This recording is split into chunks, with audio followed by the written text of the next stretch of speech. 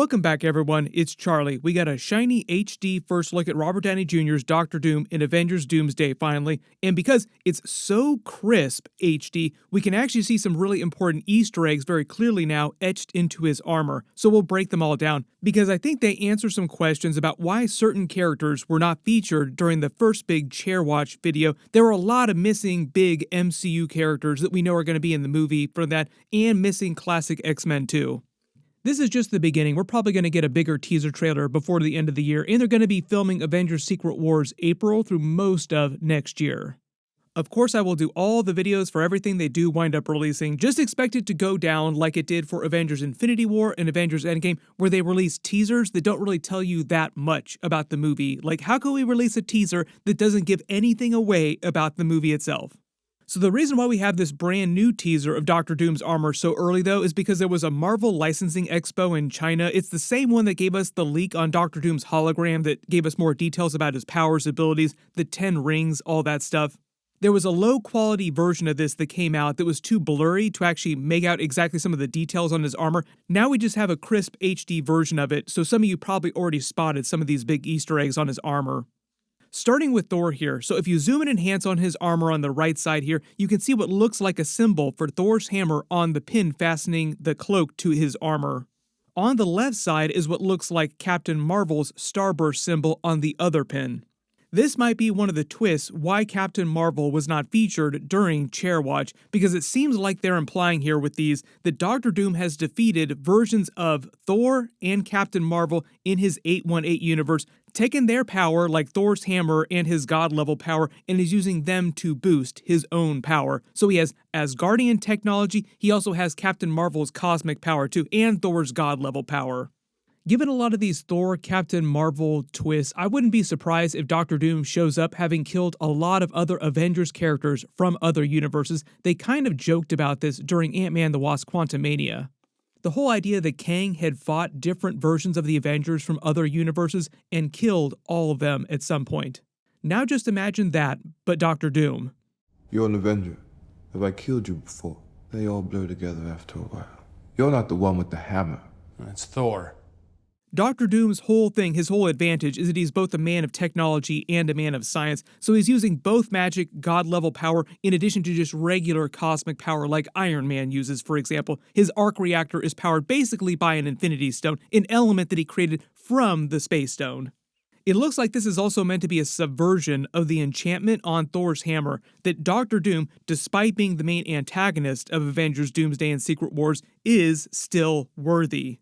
He can lift Thor's hammer in a way that Thanos, for example, who thought that he was correct, all the memes, Thanos was right, could not lift Thor's hammer. Also really hoping we actually see Doctor Doom wield Thor's hammer from the MCU as well too, because if he can do it in his universe or another universe, that means he can do it in the MCU as well. That would actually make Thor crap his pants a little bit. You also might remember they just did this twist a little while ago in the comics where you see Doctor Doom forming his own version of the Avengers, wielding Thor's hammer, being worthy. So I think this confirms the theory that even though Doctor Doom is supposed to be the main villain of those movies, technically he is not wrong. He doesn't think himself evil. It's more of a Captain America Civil War situation where you have different sides believing themselves to be in the right and being justified. Most of that movie was all about dismantling that argument, like who was more correct, Iron Man or Captain America, and then the fallout from that destroying the Avengers, all the characters temporarily. So imagine that notion on a cosmic multiversal scale. Doctor Doom trying to stop the incursions from destroying the rest of the multiverse. He's just got a way stabbier plan to fix everything that throws him into opposition with all the other characters, like that Fantastic Four post-credit scene with Franklin Richards. Is he stealing Franklin Richards, or is Franklin Richards helping him save the multiverse?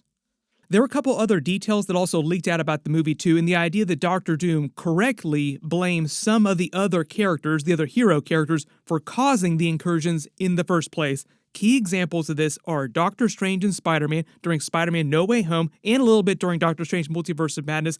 All the Marvel's characters during that movie were responsible for the incursion, or Doctor Doom blames them for that particular incursion.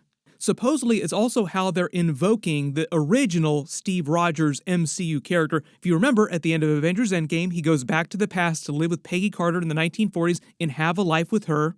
They actually filmed new scenes for Avengers Doomsday back during what looks like the 1950s, so they've been living together as husband and wife for a little while after Avengers Endgame, and it seems like Dr. Doom tries to go back there to kill him to stop the incursion because that Captain America caused an incursion when he went back to the past to live with Peggy Carter. As for Captain Marvel's Starburst symbol here, in comic book lore, the Starburst symbol itself is just the insignia of the Kree military. All other Kree-related characters usually have it on their uniforms. Not every single one, but most of them. It started with the original Marvel version of the character in the comics when he debuted for the first time. He was the original holder of the Captain Marvel title. Most people who wielded the title of Captain Marvel after him also wore similar costumes inspired by his original costume. Really good examples of this in the comics are Min-Erva, who was actually played by Gemma Chan in the Captain Marvel movie when she becomes Captain Marvel later. Phyla-Vell, who is also an MCU character now after Guardians of the Galaxy 3, wore multiple different costumes eventually, but some of them did have the Starburst symbol. And in the comics, she is a Kree character, although the MCU has slightly changed that backstory. I feel a little sad for them. Yeah, sure, but these townsfolk can't protect themselves. In the MCU, Captain Marvel has gone through a number of different versions of costumes, but each time she kept the Starburst symbol on the suit. She kept it because it was originally on her Kree version of the suit, and then it just served as a reminder of her traumatic backstory. The whole way they explain her suits in the MCU is that they're Kree technology that can just alter their appearance. So you see her cycling the different visual styles of the suits in the first Captain Marvel movie, all just Easter eggs for her different comic book suits. She just cycled the look again to change to this costume in the Marvels movie, but it's the same basic suit technology powering it all.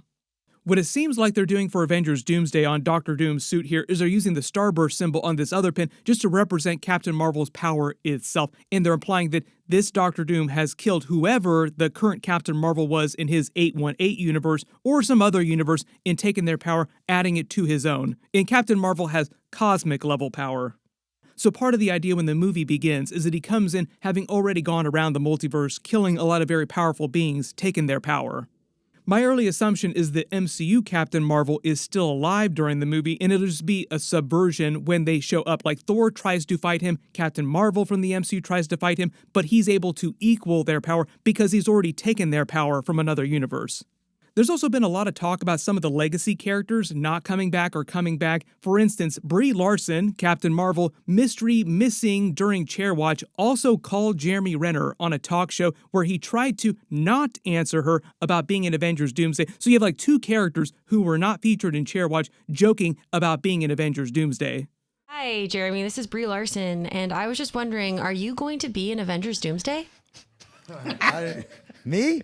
No, girl. Are you? Famke Janssen also talked about her Jean Grey, claiming that Marvel has not asked her to come back as Jean Grey yet in Avengers Doomsday. She did not say that she wasn't asked to come back in Secret Wars, though, which I think is what's actually going on, is they're just saving some of those characters for Secret Wars because there's so much stuff going on during both movies, and they want both movies to feel different, so the characters that they feature in them are going to be fundamentally different. Basically the exact same thing that the Russos did with Avengers Infinity War and Avengers Endgame. Just to explain the different types of power in the MCU, they could change this in the future now that we're getting X-Men characters eventually, but there are a couple different basic types. There's cosmic power, which includes beings like the Celestials, who are not gods, but they're still some of the most powerful beings in the universe. All of the Infinity Stones are meant to be cosmic power. Then there's actual god, deity level power, which is similar to cosmic power, but slightly different than the way that it works. Gods in the MCU draw their power either from the beliefs of their followers, or they can pass it to their children. So you can transcend from a normal being to become a god, like Odin started out as a normal cosmic being that then became a god, and he was able to pass his god power to his biological children like Thor. Loki was also able to attain a higher level of god level power by the end of Loki Season 2. Then there's magic. Characters like Doctor Strange, the way they explain that in the MCU is that he draws power from other dimensions to power his spells, and you can have cosmic level beings that also use magic. Scarlet Witch is also a good example of a character that uses both types of power. Like her power is both cosmic, but also just traditional magic. Like she's drawing power from Chthon, the god of chaos. Then there's demonic power. Characters like Mephisto, who are also low-level gods, are kind of a combination of types where they wield both magic but also have godly level powers on a cosmic scale. They can pass their power to other people like normal gods. Thor, for example, can grant power to other characters like he did during Thor: Love and Thunder. Most people in the MCU right now have just one type of power. Doctor Doom during Avengers Doomsday will be wielding multiple types of power, which is one of the reasons why he's so much more powerful than everyone else, and he's able to steamroll all the MCU characters. Also, the subversion on a lot of MCU tropes, like Doctor Doom, despite being a villain, is still viewed worthy by Thor's hammer. There's a whole lot to unpack here in all of these HD first looks, so if you spotted any Easter eggs or references in his armor that I didn't talk about during this video or previous videos, just write them below in the comments, and I will do more videos as Marvel releases or leaks on purpose more teasers. Most of the time, those big trailers for Marvel that drop at the end of the year are either like after Thanksgiving or the first week of December, so just expect that as like the alert zone to be looking out for big Marvel trailers. I just did a brand new Black Panther 3 video, click here for that, and click here for that new leak about the original plot from Avengers Kang Dynasty and how that was going to play out. Thank you so much for watching, and I'll see you guys in the next one.